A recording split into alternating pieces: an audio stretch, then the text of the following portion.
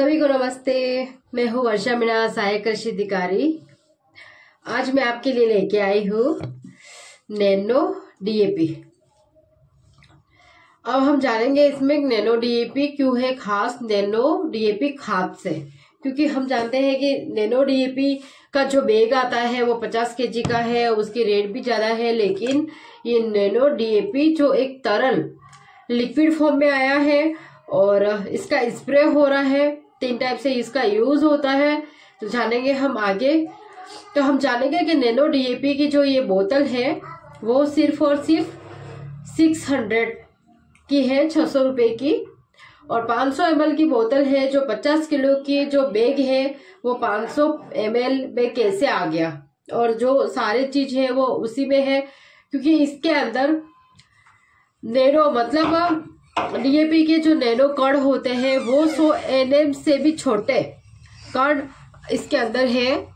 Nano का मतलब ये है कि डीएपी के जो अपने पास जो कण थे जो हम बैग के थ्रू खेत में दे रहे थे, तो इसके इतने पार्टिकल छोटे कर दिए हैं कि इसको लिक्विड फॉर्म में लाया है और इसके कण है वो 100 nm से भी कम है। अब जानेंगे हम कि ये किन किन फसलों में काम आता है, क्योंकि नैनो डीएपी है और ये कौन कौन सी फसलों में, तो ये सभी प्रकार की फसलों में काम आता है। और खास करके जो सीरियल्स क्रॉप्स है, औषधि फसलें हैं, फलदार पौधे हैं, सब्जियां हैं, सब में इसका यूज हो रहा है। और अब यूज की बात आई तो यूज हम कहाँ करेंगे। नैनो यूरिया है जिसका यूज हम 3 टाइप से कर सकते हैं। सबसे पहला यूज के साथ साथ में आप डोज का भी ध्यान रखना, क्योंकि उसमें थोड़ी सी डोज है वो अप डाउन है इसकी थोड़ी सी। तो जो फर्स्ट है वो हम सीड ट्रीटमेंट के लिए इसका यूज करते हैं। तो सीड ट्रीटमेंट के यूज के लिए, सीड का जो ट्रीटमेंट करते हैं इसके यूज के लिए 3 से 5 ml का यूज होता है। कितना? 3 से 5 ml। दूसरा है कि जड़, जैसे कि हमने नर्सरी के प्लांट है उसको हमें डीप करना है इसके घोल में, डीएपी का जो ये नैनो का घोल है उसमें हमें डीप करना है। या फिर हम जैसे कि कंद है, हल्दी की गांठ है, अदरक की गांठ है, जो कंद वाली फसलें हैं जो हम बोते हैं, आलू है तो डायरेक्ट हम उसको बो रहे हैं, तो उसकी भी कंद को हम सीड ट्रीटमेंट करते हैं। और तीसरा है कि हम खड़ी फसल में जब पौधे की वानस्पतिक वृद्धि हो रही है उस टाइम पे हम इसका स्प्रे करते हैं। तो 30 दिन की फसल हो गई तब हम डीएपी का स्प्रे करेंगे। और दूसरा है जब फसल में बीज बनने लगते हैं, दाने पड़ने की अवस्था आ जाती है या फिर फूल वाली अवस्था आ जाती है, उस टाइम पे हम इसका स्प्रे करेंगे। तो हो गए 3 टाइप्स। पहला है सीड ट्रीटमेंट, दूसरा है जड़ या कंद ट्रीटमेंट, थर्ड है डायरेक्ट स्प्रे हमें करना है। तो उसके फायदे वैसे के वैसे ही है और रिजल्ट भी बहुत अच्छा है।